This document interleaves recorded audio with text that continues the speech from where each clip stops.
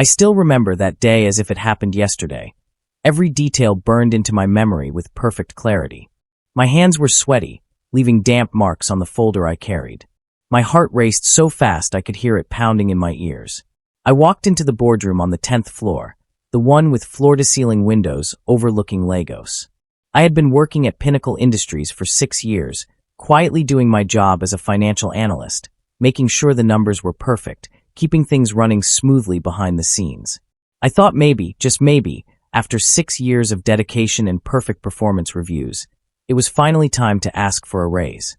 My salary hadn't increased in 3 years, and I knew I was doing work that justified better compensation. I had prepared my case carefully, documented my contributions, practiced what I would say. I cleared my throat and looked directly at Douglas, our CEO, who sat at the head of the long mahogany table. "Sir, I'd like to discuss a possible salary increase," I said, keeping my voice as steady as I could manage. "I've been with the company for 6 years now, and I believe my work has consistently exceeded expectations." The room went completely silent. All eyes turned to me. The senior managers, the CFO, the department heads. Everyone stopped what they were doing and stared. Then Douglas leaned back in his leather chair and laughed. Actually laughed. "You," he said, his voice dripping with contempt. "You're nothing." It wasn't just the words themselves that cut me. It was the sneer on his face, the casual cruelty in his tone, the laughter that rippled through the room as others joined in nervously. My stomach dropped like I had been punched. I wanted the ground to open up and swallow me whole.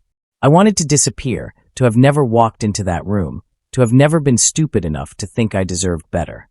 I walked back to my desk slowly, trying to hide my trembling hands. My legs felt weak, unsteady. My colleagues avoided eye contact as I passed their desks. Nobody said anything. Nobody came to check on me. The humiliation burned inside me like fire, hot and consuming. I sat down at my computer and stared at the screen without seeing anything, just replaying those words over and over. "You're nothing." 6 years of hard work reduced to nothing in 3 seconds. But somewhere deep inside, underneath the shame and hurt, I felt something shift. A kind of anger I had never experienced before. Cold and focused rather than hot and scattered. I wasn't going to stay broken. I didn't even fully understand it yet, but that moment, that one cruel sentence delivered in front of everyone who mattered, was going to spark something I never imagined possible. Something that would change everything. That night, I couldn't sleep at all. I lay in bed staring at the ceiling, Douglas's words echoing in my head. Around midnight, I gave up trying to rest. I sat at my small kitchen table with a cup of coffee that had gone cold hours ago, staring at my laptop screen. The apartment was silent except for the hum of the refrigerator. "You'll see," I whispered to myself in the darkness. "I'll show you what nothing can do." I opened old financial reports that I had access to through my work systems. I started looking through them carefully, not even sure what I was searching for yet. I just knew I had to prove my worth somehow, had to find something that mattered. Hours passed. My eyes burned from staring at spreadsheets. The numbers blurred together. But then, around 3 in the morning, I saw something strange. A pattern that didn't make sense. There were regular payments labeled as consulting fees, large amounts going to a company called Apex Solutions Group. Hundreds of thousands of naira every month, sometimes multiple times per month. I frowned at my screen. I had been working in finance for years, and I had never heard anyone mention Apex Solutions. Never seen them at company events, never heard their name in meetings, never saw any reports or deliverables from their supposed consulting work. I double-checked the numbers carefully, thinking maybe I had made a mistake or misread something. But no, the payments were real and consistent. Over 2 million naira per month for the past several years. I started digging deeper, tracing the vendor account information. What I found made my hands start shaking. There was no real company. No office address, no phone number that worked, no website, no employees. Just a rented mailbox in Abuja. Someone was siphoning money out of Pinnacle Industries, and all the approval trails led back to one person. Douglas, our CEO. The man who had called me nothing just hours ago. Every payment to Apex Solutions had his authorization code. Every transaction had his digital signature. Every approval timestamp showed it had gone through his executive account. I leaned back in my chair, my heart pounding so hard I felt dizzy. This couldn't be real. This couldn't be happening. But the evidence was right there in front of me, clear as daylight. I spent the rest of the night going through more files, pulling together a complete picture. The fraud had been going on for almost 5 years. 14 million naira. Gone. Stolen. And it was all approved under Douglas's name, hidden in plain sight among legitimate consulting expenses. Every signature, every timestamp, every transaction code. It was all documented in our own financial systems. He had been so confident, so secure in his position, that he hadn't even bothered to hide it very well. My hands shook as I copied files onto my personal laptop. I had a choice to make, and I knew it. I was just a financial analyst, near the bottom of the corporate hierarchy. If I made a mistake, if I accused the CEO of fraud and turned out to be wrong somehow, it would cost me everything. My job, my reputation, any chance of working in finance again. But if I was right and I stayed silent, I would be complicit in the theft. I would be choosing comfort over truth. I decided I needed to talk to someone I trusted before doing anything drastic. The next morning, exhausted and running on no sleep, I quietly approached Maya. She was a senior accountant who had always been kind to me, someone I respected. I pulled her aside during lunch break and showed her what I had found, my voice low and urgent. "Chukwemeka," she whispered, glancing nervously over her shoulder. "You need to be very careful with this. People have disappeared for less than what you're holding." Her warning should have scared me off. Maybe it should have convinced me to delete everything and pretend I had never seen it. But instead, it only strengthened my resolve. This wasn't just about revenge for being humiliated anymore. This was about justice, about protecting the company, about doing what was right even when it was dangerous. "I have to report this," I told Maya firmly. "I can't just ignore 14 million naira in theft." She looked at me with something like admiration mixed with fear. "Then be smart about it," she said. "And watch your back."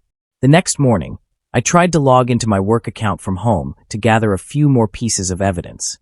Access denied. My username and password didn't work. I tried again, thinking maybe I had typed it wrong. Still denied. My stomach sank. I called the IT help desk, trying to sound casual. "Oh, it's just system maintenance," the technician said, but he wouldn't meet my eyes when I saw him later in the office. "Should be back up soon." I knew better. Someone had noticed me accessing those old financial files. They were trying to contain me, to cut off my access before I could find more. But they were too late. I had anticipated something like this might happen. Every file, every receipt, every bank statement, every shred of evidence I had found was already copied onto a hidden USB drive that I had cleverly labeled Vacation Photos 2019. Nobody would look twice at something so boring. It sat in my desk drawer, looking completely innocent, while holding enough information to bring down the CEO. That afternoon, HR called me for an unexpected meeting. 2 women from Human Resources sat across from me with fake smiles plastered on their faces, their voices unnaturally sweet. "Chukwemeka, you've been working so hard lately," one of them said. "We're concerned about burnout. Maybe you need to take some time off? A little break to recharge." I looked at them steadily. A break. They wanted me to go away quietly, to stop digging, to forget what I had seen. "Thank you for your concern," I said politely, "but I'm fine. I have important work to finish." That night, sitting alone in my apartment, I made my decision. I couldn't go through normal channels. If I reported this to my immediate supervisor or to HR, they would just bury it or warn Douglas. I needed to go straight to the top, to people who had the power to actually do something about this. I created a throwaway email account that couldn't be traced back to me. I attached my complete report, 50 pages of documented evidence, transaction records, bank statements, approval codes, everything organized and clearly explained. I sent it to 3 people: the chief financial officer and 2 members of the board of directors whose email addresses I had found on the company website.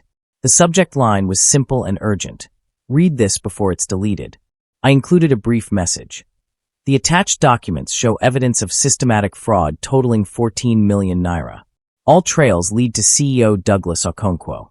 This information is already backed up in multiple locations. The truth needs to come out. Then I hit send. I sat back in my chair, my hands trembling, my heart pounding so hard I could feel it in my throat. I didn't know if they would believe me.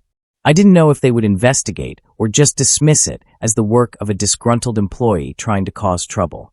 But I knew I had done the right thing. I had spoken the truth, regardless of the consequences. Whatever happened next was out of my hands. I just had to wait and see if anyone would listen. Within 48 hours, everything changed. The company was buzzing with tension. Closed doors, whispered conversations, emergency meetings that nobody would explain. Senior executives walked through the halls with tight expressions, speaking in low voices that stopped whenever anyone came near. Something big was happening, and everyone could feel it. Douglas knew something was wrong. I could see it in his face when I passed him in the hallway. The usual smirk was gone, replaced by something that looked a lot like panic. His eyes were red, like he hadn't slept. He kept checking his phone obsessively. On Thursday afternoon, I received an email I had been half expecting and half dreading. Chukwemeka Okafor, your presence is requested in the main boardroom at 2 p.m. today. Mandatory attendance. My hands went cold when I read it. This was it. Either I was about to be vindicated, or I was about to be fired and possibly sued for making false accusations against the CEO. I had no way of knowing, which until I walked into that room. At exactly 2 o'clock, I entered the same boardroom where I had been humiliated just 2 weeks earlier. Same mahogany table, same leather chairs, same floor-to-ceiling windows. But the atmosphere was completely different now. The chairman of the board sat at the head of the table, flanked by lawyers I didn't recognize. The CFO was there, looking grim. And Douglas sat in the corner, no longer in the power position, his face pale and drawn. He wouldn't look at me. The chairman gestured for me to sit. Mr. Okafor, thank you for coming. His voice was formal, careful. We've reviewed the information that was sent to us earlier this week. Very thorough work. I nodded, not trusting my voice yet. He turned to Douglas, and his tone changed, becoming cold and sharp. Mr. Douglas, would you care to explain these transactions to Apex Solutions Group? 14 million naira over 5 years to a company that appears to exist only on paper. Douglas stammered, his confidence completely shattered. I don't handle vendor accounts personally. That's what the finance department is for. There must be some mistake in the records. But even as he said it, his voice lacked conviction. He knew they had him. The CFO spoke up, sliding a folder across the table. These are your authorization codes, Douglas. Your digital signatures. Your approval timestamps. All of them authenticated by our IT security team. There's no mistake here. I watched as the man who had called me nothing just 2 weeks ago fell apart in front of everyone. His hands shook as he tried to flip through the documents. Sweat beaded on his forehead. I can explain. But he couldn't explain. There was no explanation that would make this okay. The chairman's voice cut through his stammering like a knife. Mr. Douglas Okonkwo, effective immediately, your employment with Pinnacle Industries is terminated for gross misconduct and financial fraud. Security will escort you from the building. You have 30 minutes to collect your personal belongings. 2 security guards stepped forward from where they had been waiting by the door. Douglas's voice cracked with desperation. This is a mistake. You can't do this. I built this company. But nobody was listening anymore. He was escorted out of the boardroom, still protesting, his voice fading as he moved down the hallway. The same man who had humiliated me, who had called me nothing in front of everyone, was now being walked out in disgrace. I felt no joy in watching it, just a quiet sense that justice had been served. Hours later, an internal memo went out to the entire company. I read it on my computer screen along with everyone else. Effective immediately, Douglas Okonkwo has been terminated from his position as CEO due to serious financial misconduct. A full investigation is underway. Pinnacle Industries is committed to the highest standards of integrity and transparency. The office erupted in shocked whispers. People gathered in small groups, speculating about what had happened. Some had already heard rumors. Others were completely blindsided. My phone buzzed with messages from colleagues. Did you hear about Douglas? What happened? Do you know anything? I responded to none of them. I just sat at my desk, staring at that memo, my heart racing as I realized the full weight of what I had done. I hadn't just exposed fraud. I had taken down the CEO of a major company. I had changed the entire trajectory of Pinnacle Industries. And I had done it because he called me nothing. 3 days later, I was walking to my car in the underground parking garage after work. The fluorescent lights flickered overhead, casting strange shadows. I heard footsteps behind me and turned to see Douglas standing there.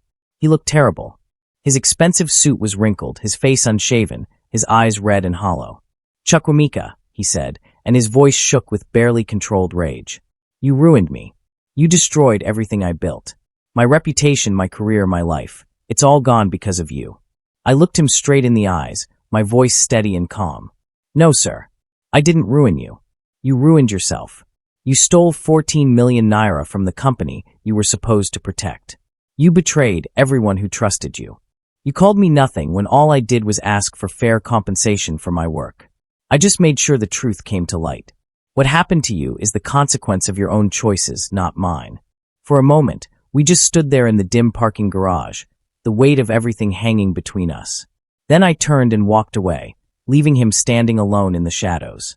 My hands were shaking, my heart pounding, but I kept walking. I got in my car, started the engine, and drove home. That night, I couldn't eat. I couldn't focus on anything. I kept replaying the confrontation in my head, wondering if I should have said something different, wondering if I had been too harsh or not harsh enough. But underneath all the questions, I felt something solid and unshakable. I had done the right thing. The following Monday, HR called me again. But this time, everything was different. The tone was respectful, almost nervous.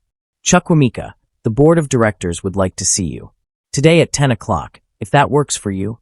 It wasn't really a question, but the fact that they had phrased it as one told me something had shifted.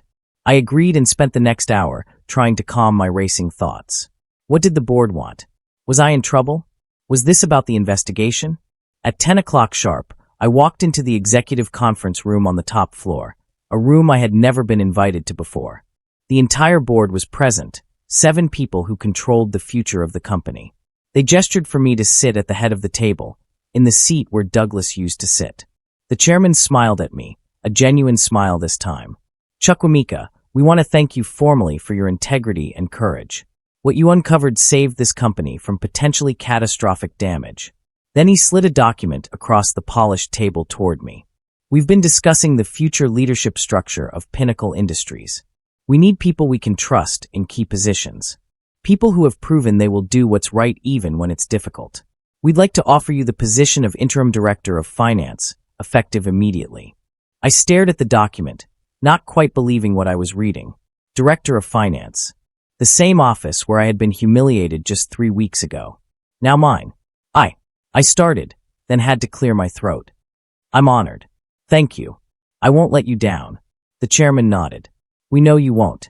That's exactly why we're offering you this position."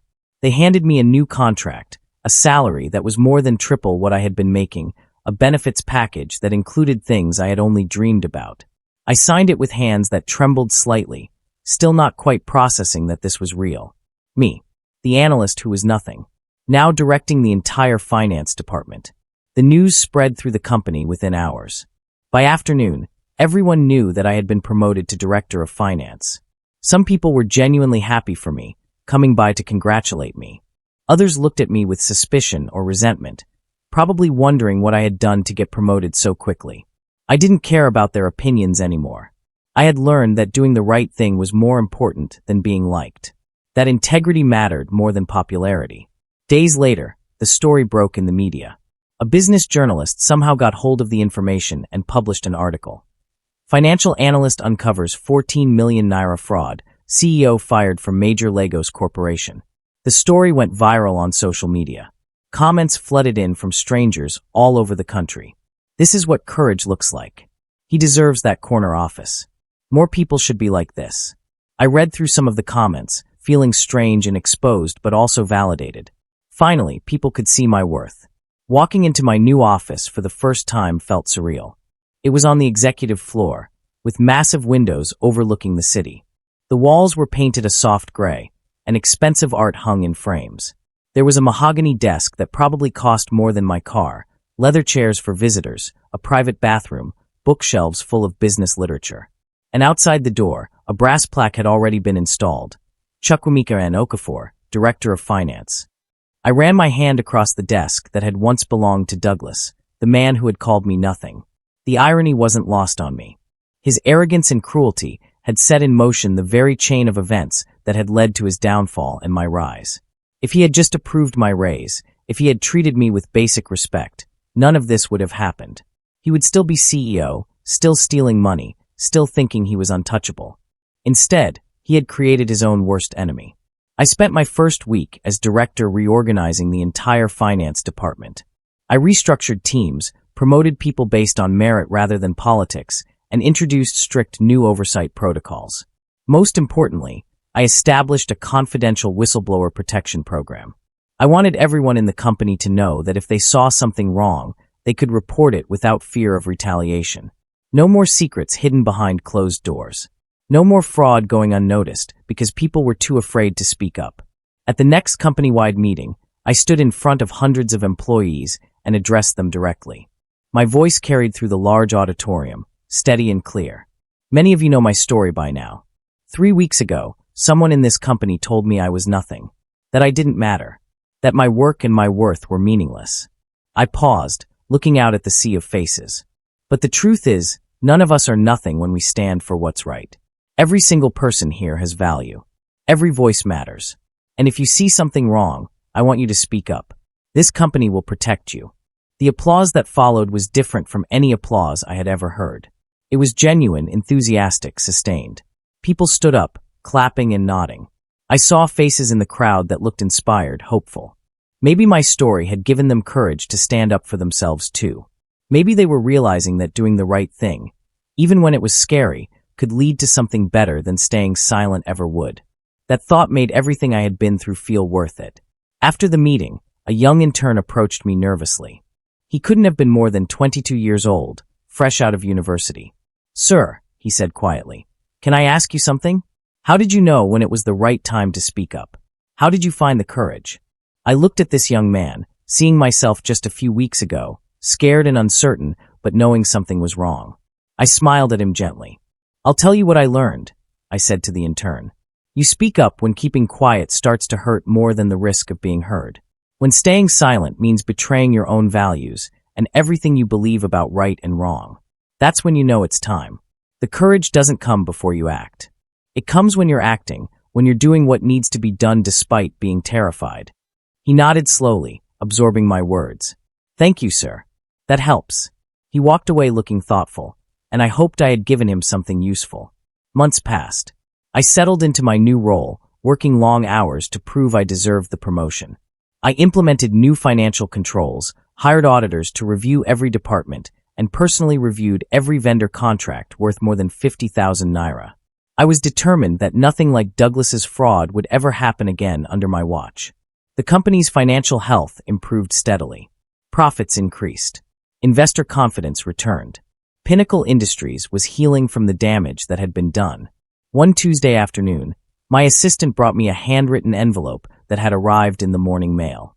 There was no return address, just my name written in neat handwriting I didn't recognize. I opened it carefully, curious about who would send me a physical letter in the age of email. Inside was a single piece of paper with one sentence written in the same neat handwriting. "You proved me wrong, Chukwemeka. I'm sorry for what I said." It wasn't signed, but I knew exactly who had sent it.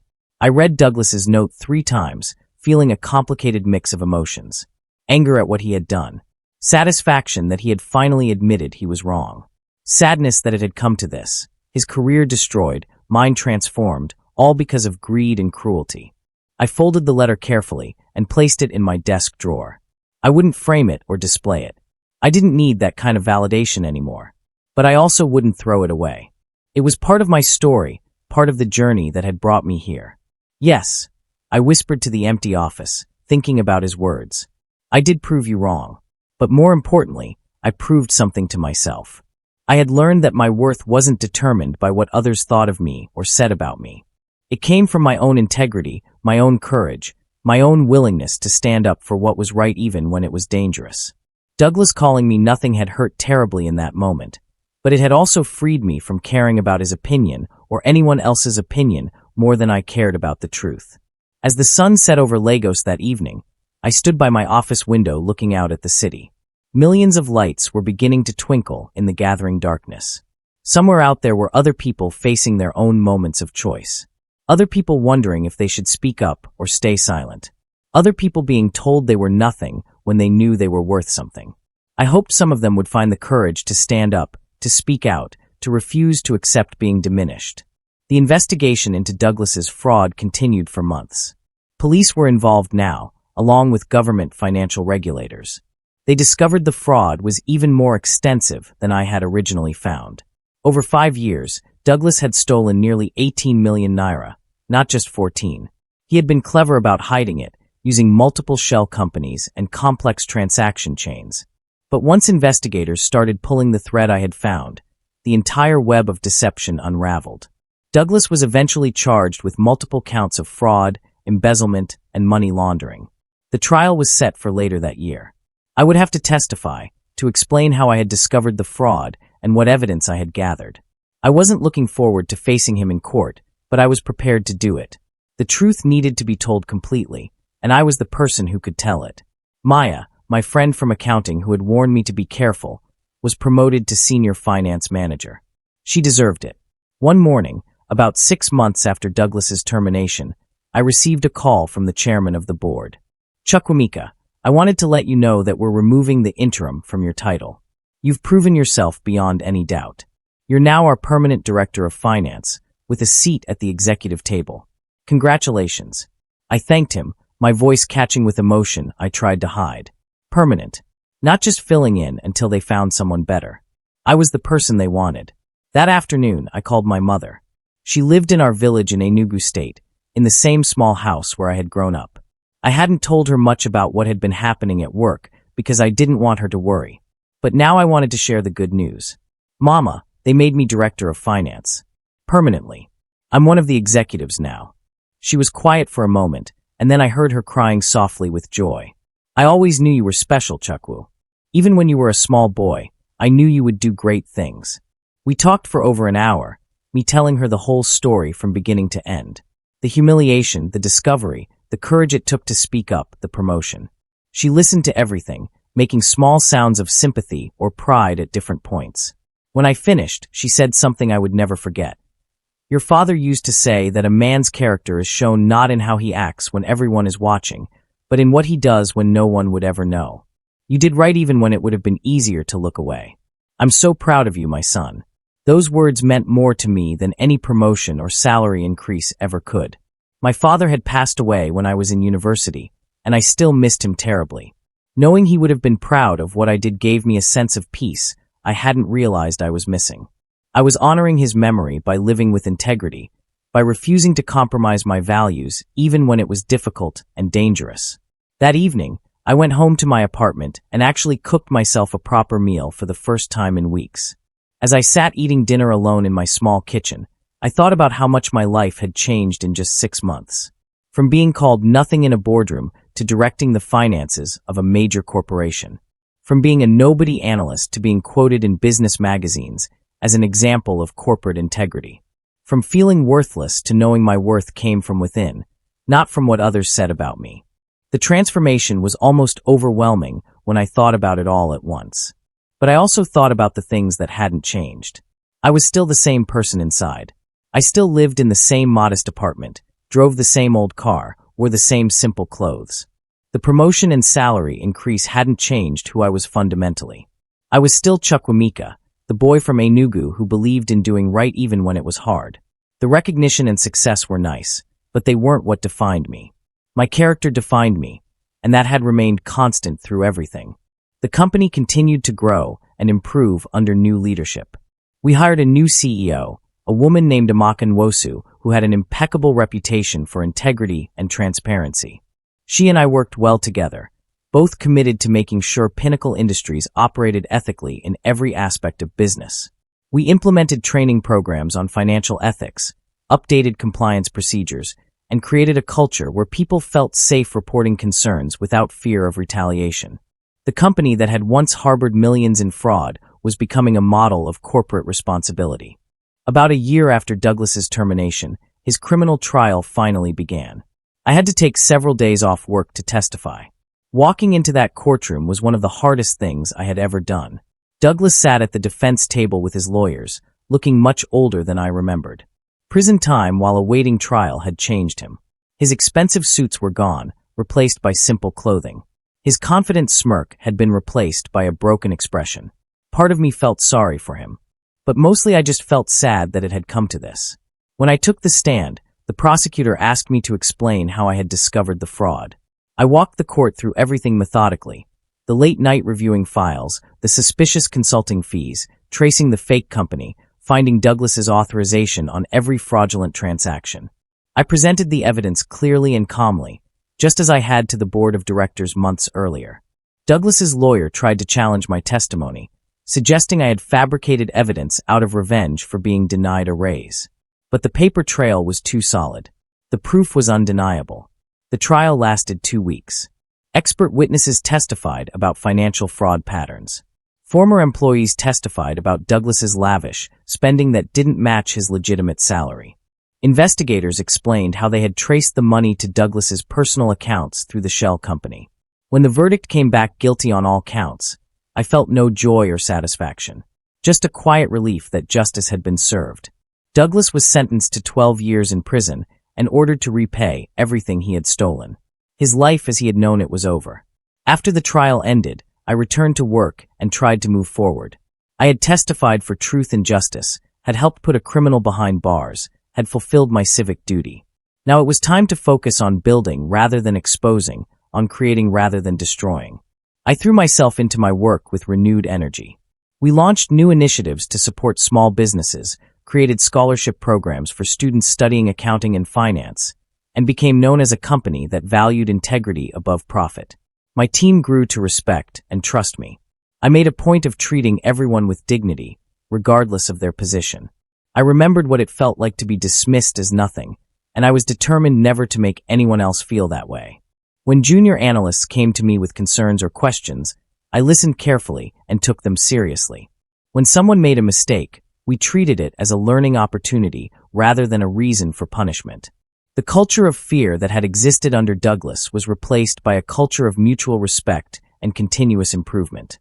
2 years after that horrible day when Douglas called me nothing, I was invited to speak at a business ethics conference in Abuja. The organizers wanted me to share my story as an example of corporate whistleblowing done right. I was nervous about speaking to such a large audience, but I accepted the invitation.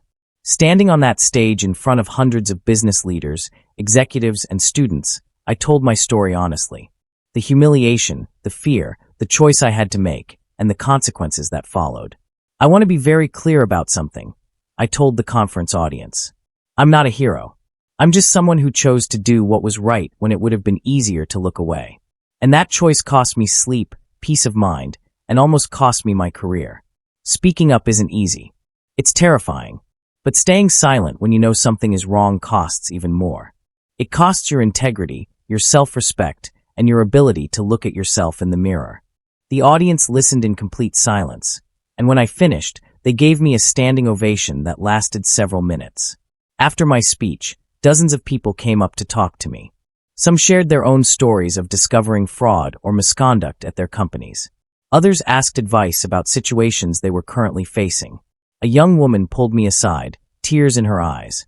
"I've been seeing irregularities in my company's accounts for months," she whispered. "But I've been too scared to say anything. Your story gave me courage. I'm going to report what I've found." I squeezed her hand and gave her the contact information for several whistleblower protection organizations. "Be smart and be careful," I told her. "But yes, speak up." That conference changed something for me. I realized my story wasn't just about me and Douglas anymore. It had become bigger than both of us. It had become an example, a template that others could follow when they found themselves facing similar choices. If my experience could give even one person the courage to stand up against wrongdoing, then everything I had been through was worth it. The humiliation, the fear, the risk, all of it had meaning beyond my personal vindication. 3 years after becoming director of finance, I was promoted again to chief financial officer. I was now the CFO of Pinnacle Industries, responsible for all financial operations of a company worth billions of naira. It was a position I had never imagined reaching, especially not at my age.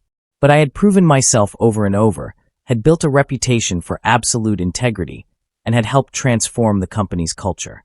The board trusted me completely, and that trust was something I never took for granted. With my new position came even greater responsibility. I now sat on the board of directors, advising on major strategic decisions. I helped guide the company through challenges and opportunities, always keeping ethical considerations at the forefront. When we faced decisions where profit and principle seemed to conflict, I was the voice reminding everyone that long-term success required more than just short-term gains. It required trust, transparency, and doing right even when it was inconvenient. I also became more active in professional organizations focused on corporate governance and financial ethics. I joined boards of nonprofit organizations that promoted transparency and fought corruption. I mentored young professionals entering the finance field, trying to instill in them the importance of character over career advancement. Your reputation is built one decision at a time, I would tell them.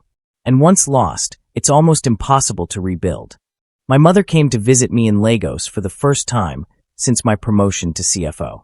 I picked her up from the airport and drove her directly to the office before taking her home. I wanted her to see what her son had built, what her sacrifices raising me had led to. When we walked through Pinnacle Industries headquarters, people greeted me respectfully. "Good morning, sir." "Welcome, CFO Okafor." My mother's eyes filled with tears of pride. I showed her my corner office with its view of the city, and she stood at the window for a long time in silence. "Your father would be so proud," she finally said, her voice thick with emotion. "Not because of the title or the money, but because you stood for something when it mattered. Because you chose truth over comfort." I hugged her tightly, feeling like that little boy from Enugu again, wanting nothing more than to make my parents proud. "I learned it from you and Papa," I told her. "You taught me that integrity wasn't negotiable, no matter the cost." 5 years after that day, when Douglas called me nothing, I received an unexpected message. It came through LinkedIn from an account I didn't recognize immediately. When I opened it, I saw it was from Douglas. He had been released early from prison for good behavior and was trying to rebuild his life. The message was simple. "Chukwemeka, I know I have no right to ask for your time, but I wondered if we could talk. Not to make excuses, but to make amends. You were right about everything, and I was wrong. If you're willing to meet, I'd be grateful." I stared at that message for a long time, feeling conflicting emotions. Part of me wanted to ignore it, to leave the past buried. But another part remembered my mother's words about forgiveness being for ourselves, not for the people who hurt us. After 2 days of consideration, I agreed to meet him at a quiet cafe far from our old office. When Douglas walked in, I barely recognized him. He had aged significantly, his hair now mostly gray, his face lined with regret and hardship. He looked like a man who had lost everything and was still trying to figure out who he was without it. We sat across from each other in uncomfortable silence for a moment. Then Douglas spoke, his voice humble in a way I had never heard before. "I don't expect you to forgive me. I treated you terribly, and I stole from people who trusted me. I destroyed my own life through greed and arrogance. But I wanted you to know that prison gave me time to think about who I had become, about how I had valued money and power over people and principles. You tried to speak to me as a human being that day, asking for fair compensation, and I responded with cruelty. That's something I'll regret for the rest of my life." I listened carefully, watching his face for signs of manipulation or insincerity. But all I saw was genuine remorse and brokenness. "What are you doing now?" I asked quietly. He gave a bitter laugh. "Working at my brother's hardware store in Ibadan. Stocking shelves, helping customers. It's honest work, and it's humbling. I'm also speaking at schools sometimes, warning young people about the dangers of greed and the importance of integrity, trying to make something positive out of my mistakes." For the first time, I felt something other than anger or vindication toward this man. I felt a kind of compassion for someone who had fallen so far and was genuinely trying to climb back up. "I don't know if I can fully forgive you," I said honestly.